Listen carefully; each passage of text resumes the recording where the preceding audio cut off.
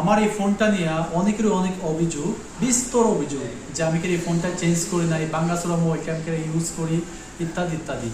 আসলে ফোনটা চেঞ্জ করার না করার অনেকগুলো রিজন আছে।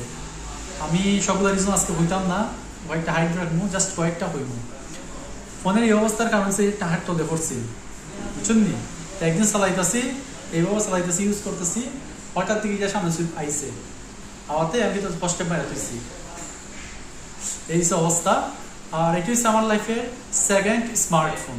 এর একটা আছে স্যামসাং J1, এটা দিয়ে আমি সব কাজ কাম বর্তমান চালাই। তবে গত বছর অথবা আগের বছর এই ফোনটা হারাই গেছি।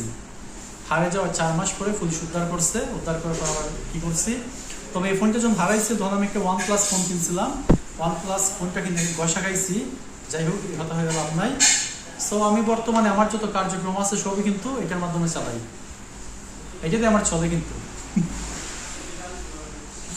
চলতেছে বর্তমানে। আমি কিন্তু স্যাটিসফাইড, আমার কোনো সমস্যা নাই আলহামদুলিল্লাহ। তবে মানুষের প্রচুর সমস্যা এটা নিয়ে, অনেক ধরনের বিস্তর অভিযোগ যে ফোন কেটে চেঞ্জ করি না ইত্যাদি ইত্যাদি অনেক কিছু।